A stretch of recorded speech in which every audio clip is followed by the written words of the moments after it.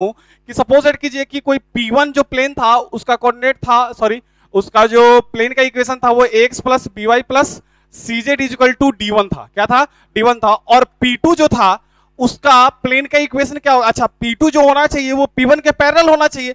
अच्छा, जब P1 के पैरेलल होगा, P1 के पैरेलल होगा तो जो इक्वेशन बनेगा वो ax plus by plus cz equal to k बनेगा। नहीं आया बात समझ में? अरे दिमाग में घुसाओ, क्या इतना होगा कि नहीं होगा? या फिर के नहीं होने के कारण आप इसको d2 बोल सकते हैं। कितना बोल सकते हैं? d2 बोल सकते हैं कि x plus by plus c2 equal to कितना? d2। लेकिन आपको मुझे बताओ, स्ट्रेट लाइन के अंदर जब अपन पढ़ रहे थे तो एक लाइन ये थी और एक लाइन ये थी। अब मान लो कि इस लाइन को इक्वेशन मैंने लिखा 2x plus 3y equal to 9, तो इसके लिए मैं क्या लिखूंगा इक्वेशन? इसके लिए मैं सीधा सीधे लिखूंगा ax plus 3y equal to k। नहीं आया बात समझ में? अरे दिमाग में घुस रहा है कि नहीं बात? लेकिन यदि मुझे बताओ कि क्यों लिखता था सर, ऐसा क्यों लिखता था? क्योंकि आपको पता है कि यदि ये लाइन इसके पैरेलल है तो उसका x का कोएफिशिएंट और y का कोएफिशिएंट सेम होगा। अच्छा, बदलाव किस में होगा? इन दूरी में, क्योंकि d1 और d2 में दूरी होगी। क्यों? क्योंकि ये तो किसी दूरी पे होंगे। अब सपोज दैट करो कि ये वाला जो लाइन था वो किसी पॉइंट से पास कर रहा था। कितने पॉइंट से पास कर रहा था? किसी पॉइंट से पास कर रहा था। सपोज दैट करो कि 1,1 से पास कर रहा था।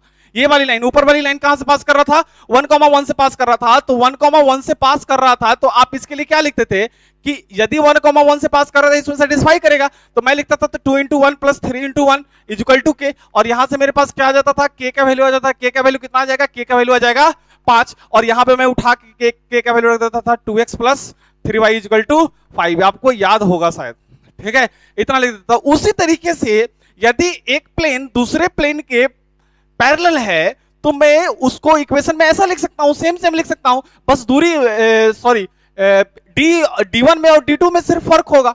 तो अब बोला गया कि यदि दो पैरेलल प्लेन है तो उसके बीच की दूरी अपन कैसे निकालते हैं? तो यहां पे मुझे बताओ कि दो पैरेलल लाइन के बीच में जो दूरी निकालते थे d कैसे निकालते थे? That is d1 minus d2 upon में root under a square plus b square. आपको शायद याद होगा कि अपन जो इक्वेशन मानते थे ax plus by equal to D मानते थे d1, और दूसरा जो इक्वेशन मानते थे ax plus by equal to d2 मानते थे। याद आया? और यहां से हम लोग d बराबर क्या निकालते थे? मॉड के अंदर d1 माइनस d2 अपॉन में root under a square plus b square निकालते थे। उसी तरीके से यहां पे भी मैं डायरेक्ट d बराबर लिखता हूं, that is d2 minus d1, चाहे d1 माइनस d2 लो क्योंकि मॉड तो लग गया, अपॉन में root under a square plus b square plus c square. खत्म। बस ये हमारे दो पैरेलल प्लेन के बीच की दूरी निकल के आ जाती है। ठीक है? इतना समझ में आया? यदि इतना समझ में आता है तो मुझे बताओ कि यहां पे परपेंडिकुलर प्लेन जो होता है उसके बीच में हम लोग को रिलेशन देखने को नहीं मिलता है, लेकिन हम लोग वेक्टर सॉरी स्ट्रेट लाइन के अंदर हम लोग एक रिलेशन पढ़े थे कि सपोज डेट, जैसे मैं सपोज डेट करो मैं इसी को लेता हूं, ठीक है? मैंने बोला कि 2x plus 3y equal to 9 है। क्या है? 2x plus 3y equal to 9 है। और इस लाइन पे कोई परपेंडिकुलर लाइन है तो आप इसका इक्वेशन सीधे कितना लिख देते थे? आप इसका इक्वेशन लिख देते थे 3x माइनस का 2y इक्वल टू k। याद आया आपको? सीधे माइनस प्लस का हेर फेर करते थे और क्या करते थे? x का कोएफिशिएंट y में उठा के डाल देते थे और y का कोएफिशिएंट किस में डाल देते थे?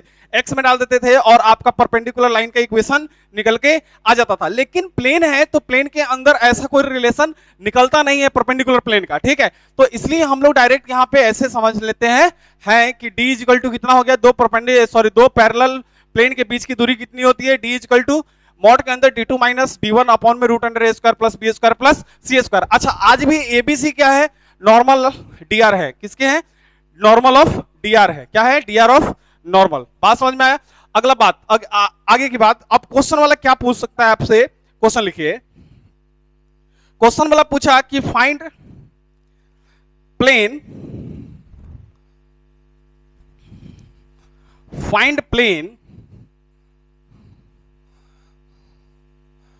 find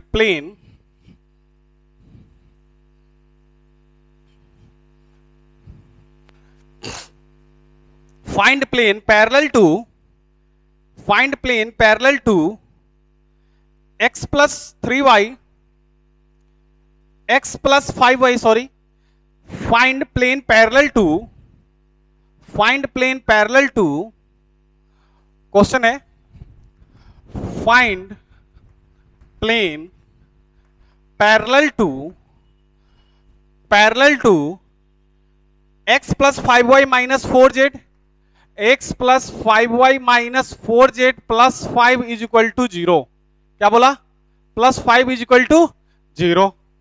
आगे बोला and sum of whose intercept and sum of whose intercept and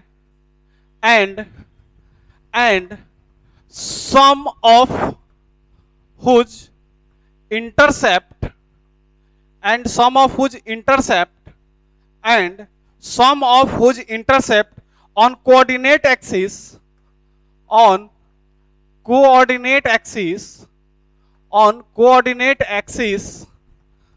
is 19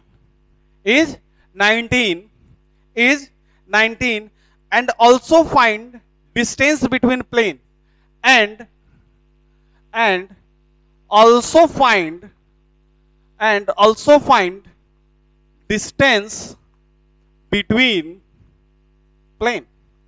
also find distance between plane ऐसा आपसे क्वेश्चन पूछा गया। अच्छा, ये आपके सेगमेंट का क्वेश्चन नहीं है, लेकिन आप ट्राई कीजिए, यदि बन जाए तो बहुत अच्छी बात है, लेकिन हम लोग बिना टाइम वेस्ट किए हुए इसके सॉल्यूशन पे आते हैं। अच्छा, आपको पता है कि ये क्वेश्चन वाला क्या पूछ रहा है कि find plane parallel to x plus 5y minus 4z plus 5 is equal to 0 and sum of whose intercept on coordinate axis is 19 and also find the distance between plane। अच्छा, ये प्लेन के parallel एक मुझे plane चाहिए। क्या चाहिए? इस plane के पैरेलल मुझे एक प्लेन चाहिए।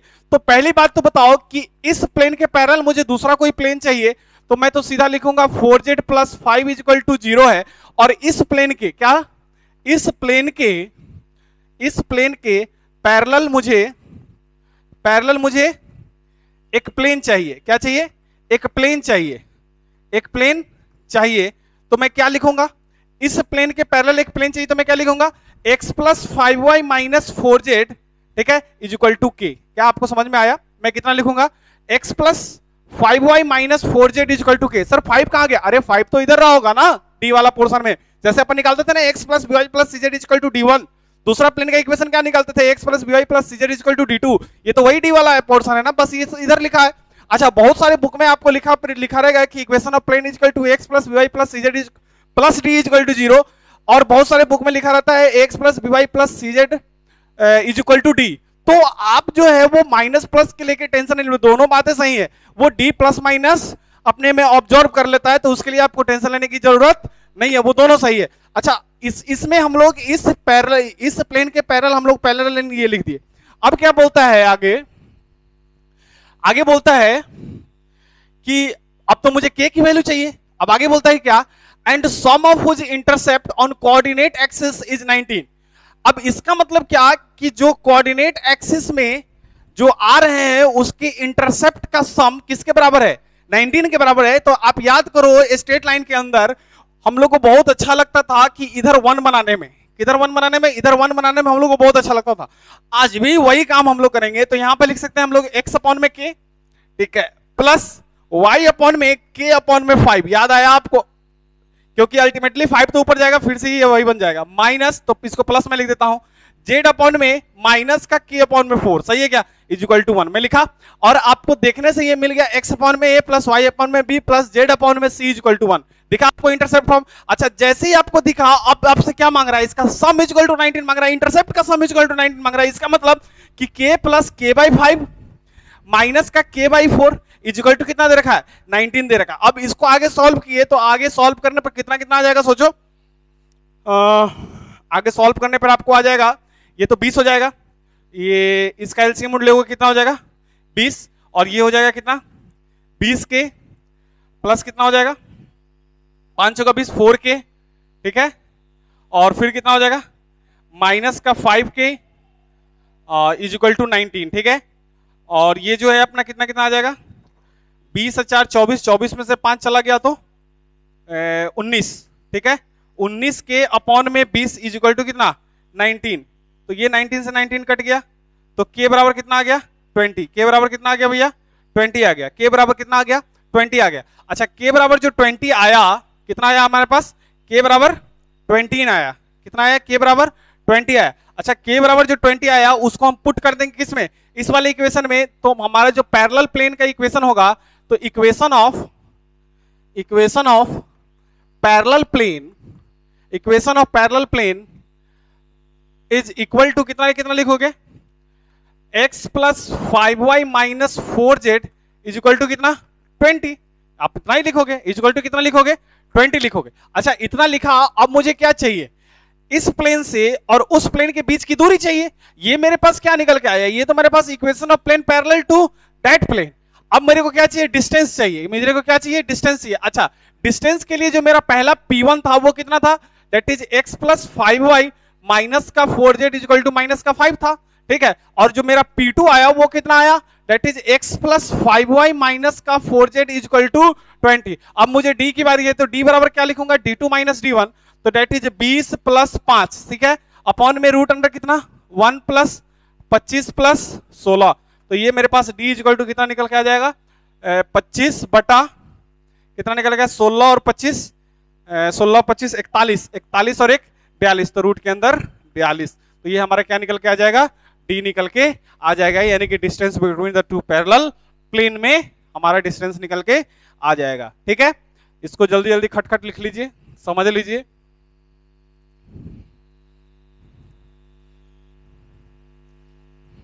हो गया, अगला क्वेश्चन लिखिए।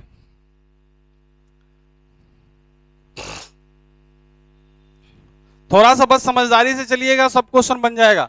बस थोड़ा सा समझदारी से नहीं चले तो क्वेश्चन आपसे नहीं बनेगा। बस थोड़ा सा समझदारी दिखाइए, कॉपी को रिवाइज करते रहिए, जितना क्लास नोट्स में लिखाया गया है उसको पढ़ते रहिए, पूरा स्ट्रेट लाइन पढ़िए, पूरा पॉइंट पढ़िए, ठीक है। मैं अभी ये नहीं बोल रहा कि आप सर्कल पढ़िए, लेकिन आप पॉइंट और स्ट्रेट लाइन पढ़ते रहिए, नहीं तो फिर बात गड़बड़ हो जाएगी, ठीक है।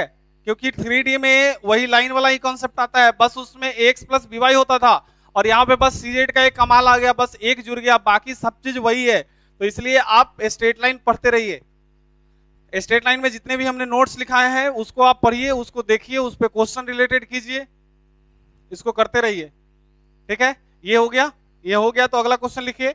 अगला क्वेश्चन है find plane parallel to, find plane parallel to,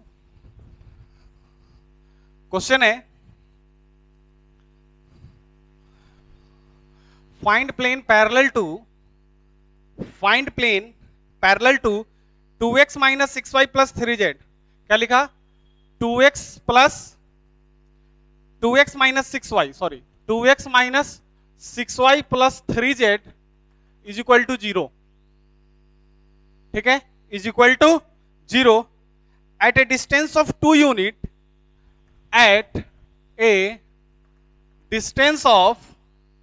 at a distance of 2 unit, at a distance of 2 unit, at a distance of 2 unit from point M, from point M is equal to कितना दे रखा है, is equal to दे रखा है आपके पास 1 2 minus 3, कितना दे रखा है 1 2 माइनस 3, ये दे रखा है क्वेश्चन। और बोल रहा है क्या कि एक प्लेन का इक्वेशन बताइए जो इस प्लेन के पैरेलल हो और कितनी दूरी पे हो, 2 दूरी पे हो, और कितना बोला, 2 दूरी पे हो और इससे दूरी उसकी दे रखी हो, ठीक है, पॉइंट से प्लेन की दूरी दे रखी हो। अब मुझे बताइए कि यदि ऐसा है, यदि ऐसा है तब आप कैसे जाएंगे।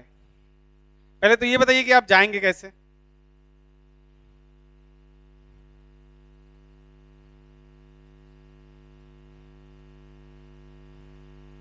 चलिए सोचिए। अच्छा एक बात मुझे बताओ कि किसी भी पॉइंट से किसी प्लेन की दूरी अपन कैसे निकालते थे। अच्छा पहले तो मुझे सॉल्यूशन के अंदर एक चीज बता दो कि लेट पैरेलल प्लेन इज कितना होगा, पैरेलल प्लेन इज कितना होगा, that is 2x minus 6y plus 3z is equal to k होगा, सही है। पैरेलल प्लेन होगा, किसके पैरेलल प्लेन होगा, इसके पैरेलल प्लेन, ये वाला प्लेन होगा। अब मेरे पास दरकार किसकी हुई, k की दरकार हुई। अब समझना, यदि k की दरकार है, ठीक है, और बोल रहा है क्या, और ये प्लेन और इस प्लेन के बीच की दूरी कितनी है, 2 यूनिट है, इस प्लेन और इस प्लेन के बीच की दूरी कितनी है, 2 है, तो मैं d इक्वल टू कितना लिखूंगा, d इक्वल टू मैं लिख सकता हूं कितना कितना लिख सकता हूं, ax1 plus by1 plus cz1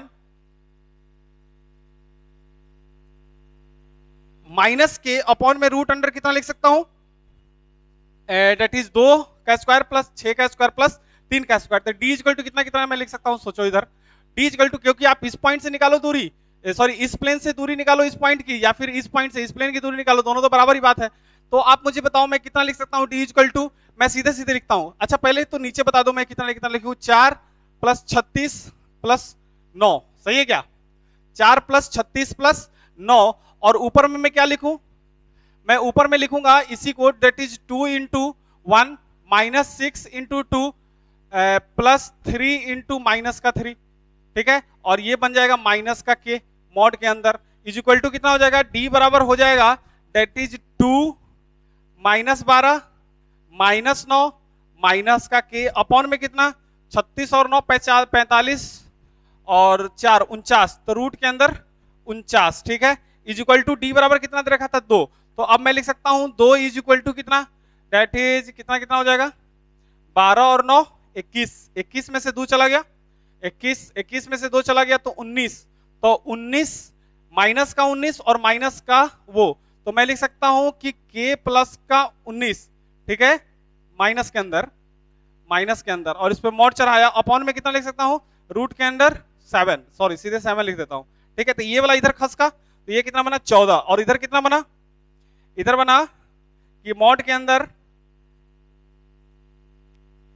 अंदर कितना बनेगा, माइनस का k प्लस का 19, ठीक है, और जिस दिन मोड टूटेगा तो ये प्लस माइनस में टूटेगा, तो +-14 इज इक्वल टू कितना लिख सकता हूं मैं, k + 19, याद आया आपको, k + 19, क्योंकि मोड जब टूटेगा तो क्या दे देगा आपको, माइनस हटा दे देगा, ठीक है। अब आगे देखते हैं इसमें क्या होगा। जब आप आगे देखने गए तो आपको समझ में आया कि इसको मैं लिख सकता था कि k प्लस का 19 इज इक्वल टू, एक तो 14 होता, कितना होता, k प्लस का 19 इज इक्वल टू 14, और दूसरा क्या होता कि k प्लस का 19 इज इक्वल टू माइनस का 14, और यहां से जब आप k का वैल्यू निकालते तो कितना निकालते, तो ये वाला